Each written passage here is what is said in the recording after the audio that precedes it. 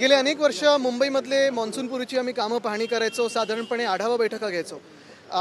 आत्ता देखील आपण पाहतोय विरोधी पक्षाकडून सूचना दिल्या जात आहेत, आक्षेप घेतला जातोय की नालेसफाई असेल किंवा रस्त्यांची कामं असतील ही अजून काही काही ठिकाणी सेफ स्टेजवर आलेली नाही आहेत. आज आमच्या जो जी साऊथ वॉर्ड आहे, वरळी असेल आणि काही भाग प्रभादेवीचा, ह्याच्यासाठी आम्ही जी काही महत्त्वाची बैठक होती ती पार पाडलेली आहे. मग ट्रॅफिक असेल, नालेसफाई असेल, रस्त्यांची कामं असतील, मेट्रोची कामं खूप मोठ्या संख्येत तिथे चालू होती, ह्याच्या सगळ्यांचा आढावा घेतलेला आहे. महापालिकेचे महापौर एक दावा करतात, विरोधी पक्ष एक दावा करतो आणि स्थायी समितीचे एक दावा केला जातो मुंबईच्या ओव्हरऑल. काय महापौर आणि उपमहापौर पण दोन वेगळे दावे करतात. नुसतं दावेबाजी चालू आहे, पण कामं चालू आहेत की नाही रस्त्यावर हे आपण स्वतः ह्याचा अनुभव घेणार आहोत. महत्त्वाची गोष्ट म्हणजे हे जेव्हा जसं एका बाजूला चाललेलं आहे, दुसऱ्या बाजूला मुंबईत पाणीकट्स अजूनही चालू आहेत. जूनचा महिना पण आज मी काही केंद्रीय खात्यांची प्रेस कॉन्फरन्स बघत होतो. उष्णतेची लाट असणार आहे, जून महिन्यामध्ये पण पाऊस उशिरा येणार की लवकर येणार ह्याच्यावर चर्चा सुरू आहे. आणि हे सगळं होत असताना 10% पाणी कपात ही सांगितलेली आहे, पण अनेक ठिकाणी पाण्याची वेळ म्हणजे मी कोळीवाड्यात पाहतो, मी आमच्या पोलीस कॅम्पात पाहतो, ही भलतीसलती केलेली आहे. 10%हून जास्ती पाणी कपात झालेलं आहे आणि अनेक ठिकाणी मुंबईत पाण्याचा जो दाब आहे, प्रेशर आहे, हे देखील खूप कमी आहे. दुसरा एक विषय असा होता की महापालिकेमध्ये सत्ताधाऱ्यांमध्ये सगळं काही आलबेल आहे का, अशा पद्धतीचा प्रश्न किंवा चर्चा सुरू झालेली आहे. कारण सुधार समितीचा विषय आपण उपस्थित केला होता, त्यानंतर मातोश्री मुख्यमंत्र्यांशी संपर्क आमच्याशी फोन झाला नाही हे तुम्ही बातम्या चालवत आहे. मी तरी फोनवर बोललो नव्हतो, पण मी हे स्पष्टपणे सांगितलेलं आहे की कोणाकडूनही हस्तक्षेप झाला असेल किंवा कुठच्याही पक्षाने, कारण मी त्या दिवशी भाजपला पण अपील केलं होतं, काँग्रेसला पण केलं होतं, मनसेला पण केलं होतं, सगळ्याच पक्षांना मी अपील केलं होतं की ज्यांना ज्यांना वाटतं की मी जे बोलतोय आणि मुंबई जे बोलत आहे ते बरोबर आहे, की मुंबईतली मोकळी मैदानं ही रेसिडेन्शियल झोन किंवा एका उद्योगपतीच्या घशात असेल, कन्व्हेन्शन सेंटरला असेल, दिली गेली नाही पाहिजेत किंवा रक्तपेढ्या ज्या आहेत त्या प्रायव्हेटाईज नाही झाल्या पाहिजेत, त्यांनी यांना पाठिंबा द्यावा. आणि जर हे सगळं रद्द झालं आणि मुख्यमंत्र्यांनी जर हे रद्द केलं, पूर्णपणे ही भूमिकाच रद्द केली की हे रेसिडेन्शियल झोनमध्ये कन्वर्ट झालं पाहिजे किंवा एक्झिबिशन सेंटरमध्ये कन्वर्ट झालं पाहिजे, जी आमची मागणी आहे ती पूर्ण केली की मोकळ्या मैदानं तशीच ठेवा, तर मी त्यांचं जाऊन खास आभार मानेन. पण बातम्या चालवण्यापेक्षा मला वाटतं काही ठराविक लोकांनी महत्त्वाची गोष्ट हीच आहे की मुंबईतल्या ज्या मोकळ्या जागा आहेत त्या मोकळ्याच राहणं गरजेच्या आहेत. काल परवाकडे आमदार वरुण सरदेसाई यांनी देखील MMRDAचं एक गार्डन दाखवलं, जे फक्त MMRDAच्या अधिकाऱ्यांसाठी वापरलं जाते. ते पब्लिक गार्डन आहे, त्याच्यावर पुढे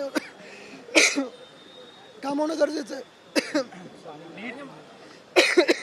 नीट परीक्षेसंदर्भात धर्मेंद्र प्रधान असं म्हणतात की आता टपालच्या मार्फत प्रश्नपत्रिका न पोहोचता हवाई दलाची मदत घेतली जाणार आहे. PMOचं विशेष लक्ष या नीट परीक्षेवर असणार आहे. मला वाटतं एक महत्त्वाची गोष्ट आहे,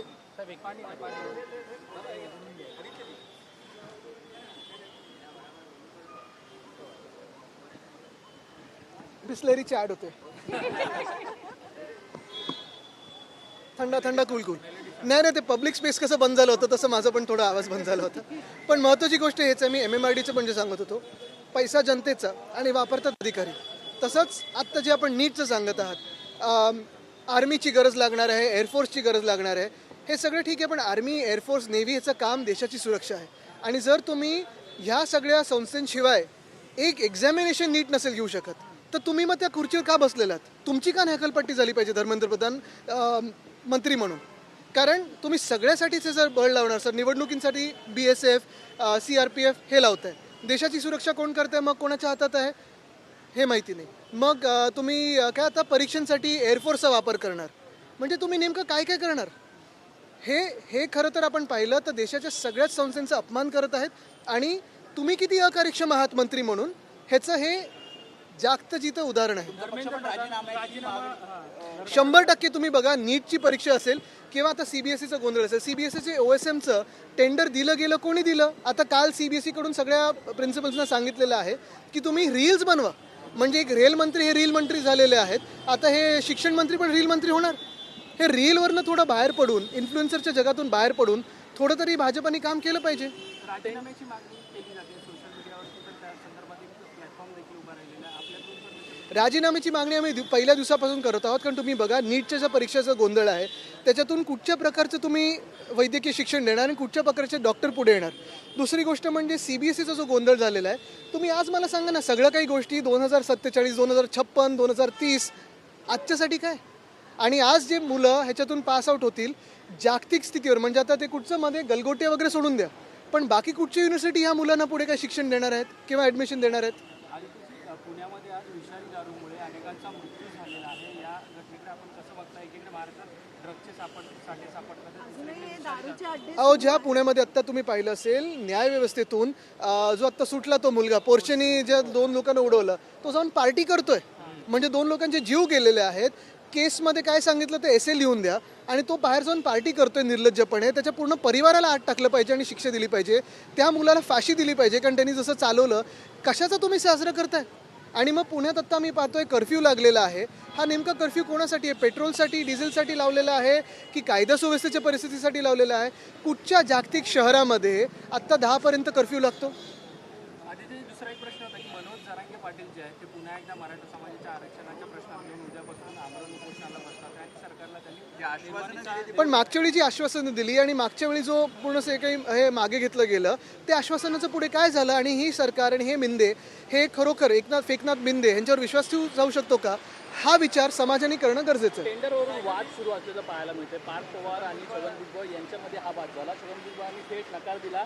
मात्र पहिलं पक्षामध्ये असं वरिष्ठांकडून सांगितलं जायचं ना की एखाद्या कंत्राटदाराला टेंडर मिळावा, असं छगन भुजबळ यांनी नाराजी थेट व्यक्त केली. कुठच्याही पक्षामध्ये असं सांगितलं जात नाही. ह्या विषयाबद्दल मला जास्ती माहिती नाही म्हणून मी काही बोलणार नाही. विधान परिषदेच्या जागांसंदर्भात चर्चा सुरू आहे. शिंदे कुठेतरी अस्वस्थ आहेत, कारण मातोश्रीसोबत फडणवीसांची जवळीक वाढताना पगार मिळते. आता जवळीक वाढत असेल त्यांच्या पोटात का दुखतं? जे चांगल्या गोष्टी असतील, ज्या महाराष्ट्रासाठी असतील, पॉलिसीच्या असतील, पण मुख्य गोष्ट म्हणजे जवळीक वाढत असो किंवा नसो, कारण हे परत तुम्ही बातमी चालवाल की मी हे बोललो. महत्त्वाची गोष्ट हीच आहे की ह्यांच्या दरेगावला व्हिजिट आणि ह्यांच्या दिल्लीला व्हिजिट का वाढतात? आधी जे ठाण्यामध्ये 193 एकर वनजमिनीची जी जागा आहे ती खाजगी कंपनीचा त्यावरती दावा करण्यात आला आहे, कारण ही वनजमीन जी आहे आता हस्तांतरासाठी 2800 कोटींचा TDR द्यावा लागणार आहे. खरं तर पर्यावरण आणि वन विभागाचं यावरती मौन पाहायला मिळालं. सरकारचे यावरती नेते देखील काही बोलायला मागत नाहीये, कारण हे सगळे जे घोटाळे आहेत ते सरकारच करत आहे. मुख्य गोष्ट तुम्ही पाहिली असेल, परवा पण कोणतरी एक वेडा माणूस उठला आणि तो बोलला की संजय गांधी नॅशनल पार्कमध्ये तुम्ही काय युनिव्हर्सिटी बनवा. म्हणजे सगळीकडे आहे ना झाडांबद्दल एवढी घृणा यांच्या मनामध्ये की कुठेही जाऊन काही कापायचा प्रयत्न करतात. रायगडमध्ये भाजपमध्ये जात आहेत. त्यांची भाजपमध्ये लवकरच पक्षप्रवेश होणार आहे. म्हणून कुठेतरी एक फटका महाविकास आघाडीला पण बसणार. बिलकुल नाही, असे कुठचेही फटके महाविकास आघाडीला बसत नाहीत. आपण पाहाल महाविकास आघाडीची ताकद ही रस्त्यावर आहे, जनतेमध्ये आहे. आणि आज जे सामान्य नागरिक हैराण आहेत त्यांचे विषय आम्ही घेऊन चाललो पुढे. उगीच कोणीतरी कुठे उडी मारत गेलं की फटका पडणार असं नाही आहे. आता ती जी रायगडवरती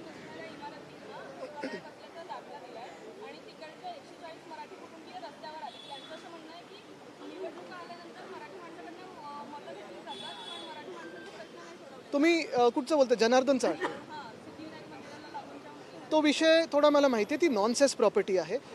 तिथे काही वर्षांपूर्वी जेव्हा 40 वर्षापूर्वी ज्या इमारती झाल्या होत्या, थोडा आम्ही प्रश्न त्यांचा आम्ही पण विरोधी पक्ष म्हणून घेण्याचा प्रयत्न करतोय, सोडवण्याचा प्रयत्न करतोय की रस्त्याचा जो ॲक्सेस आहे तो ॲक्सेस साधारणपणे त्याच पुरुषोत्तम टावरमधून आहे की मागून आहे, एस्टेट प्रॉपर्टीमधून आहे वगैरे.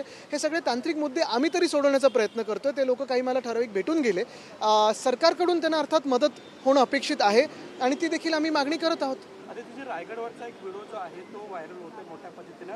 रायगडवरती अजून सुद्धा शौचालय नाही, त्याच्यामुळे महिला ज्या आहेत त्या समोर येत आहेत. काही ठिकाणी शौचालय ते सुद्धा. आता महत्त्वाचा मुद्दा हाच आहे की कुठच्याही किल्ल्यावर किंवा गडावर ह्या सुविधा द्याव्यात की नाही द्याव्यात, त्याच्यातून कोणाच्या भावना दुखाव्या जातील की नाही जातील, हा विषय जेव्हा सोडवला जाईल मला वाटतं त्याच्यावर आपण पुढे बोलू शकू.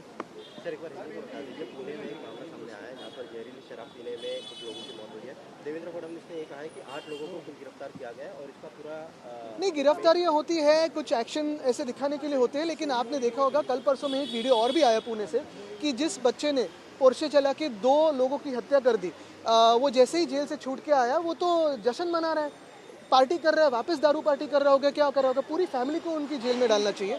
और अगर ऐसी स्थिति हो कानून की इस राज्य में तो क्या अपेक्षा कर सकते हैं. पूना में तो अभी तो कर्फ्यू लगा है 10 के बाद. तो ये कर्फ्यू किसके लिए? पेट्रोल डीजल के लिए है, कानून के लिए है, और कौन से इंटरनेशनल सिटी में ऐसे कर्फ्यूज लगाए जाते हैं आजकल, ये भी सोचना जरूरी है. क्या पुणेकरों पे विश्वास नहीं है सरकार का? नीट का विषय हो या CBSE का विषय हो, ये पूरी दुनिया को दिखाता है कि जो HRD मंत्री है धर्मेंद्र प्रधान वो कितने अकार्यक्षम है. ये सारे जो उनके क्लेम्स है विकसित भारत वगैरह के, सब 2050 2056, लेकिन आज के लिए क्या? जिन बच्चों के और जिन फैमिलियों के उन्होंने पूरे सपने नष्ट कर दिए हैं पूरी मेहनत के बाद, उनको क्या जवाब देने वाले हैं, उनको क्या न्याय मिलने वाला है? उनको तो उनकी अगर आप देखें तो उनको पद से निकाला जाए, और दूसरी बात जो भी ये नेशनल टेस्टिंग एजेंसी में नीट के और सीबीएसई के बोर्ड पे है उनको सबको सजा दी जाए। महाराष्ट्र में मानसून दरवाजे पे है, इसलिए सरकार ये कह रही है कि मानसून को लेकर मुंबई या ओवरऑल महाराष्ट्र में तैयारी पूरी कर ली है। आपने भी मानसून दरवाजे पे है नहीं है पता नहीं, क्योंकि आप देख रहे हो एल नीनो का क्या इफेक्ट होने वाला है, लेकिन पानी की कमतरता शहरों में तो हम देख रहे हैं, गाँव में भी आप देखें तो पूरी जो वेल्स है वो सूख गई है। तीसरी बात, जो किसानों को कर्ज मुक्ति मिलने वाली थी वो अभी तक मिली नहीं है। तो इस हालात में बहुत ही ख़राब हालात चल रहे हैं। एक तरफ ये सारी बातें विकसित भारत की और ये सारे जो दावे किए जा रहे हैं, और दूसरी तरफ जो ग्राउंड की सिचुएशन है। और एक बात कहना चाहता हूँ, जो इकोनॉमिक स्थिति है पूरे देश की हो, आर्थिक स्थिति हो या अपने राज्य की हो, ख़राब होते जा रही है। मुख्यमंत्री महोदय क्लेम करते हैं सिंगापुर के आगे जाएंगे, हांगकांग के आगे जाएंगे, साइकिल चलाते जाएंगे पता नहीं, लेकिन ऑन ग्राउंड स्थिति तो बहुत ख़राब है।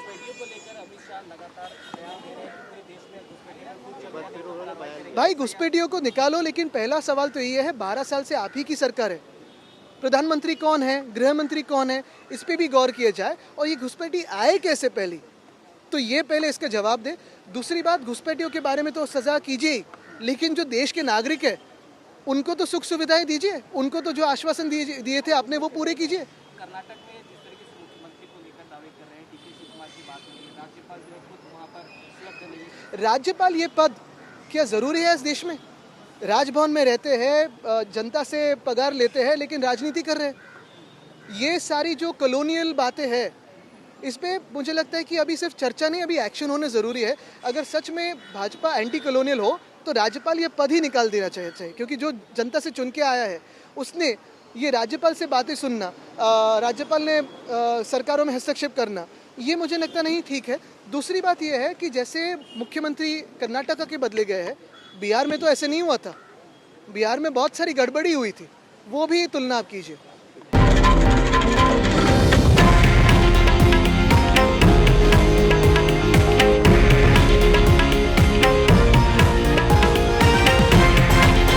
हे आहे देशातील नंबर 1 न्यूज नेटवर्क आणि आपण पाहत आहात TV9 मराठी, एकमेव।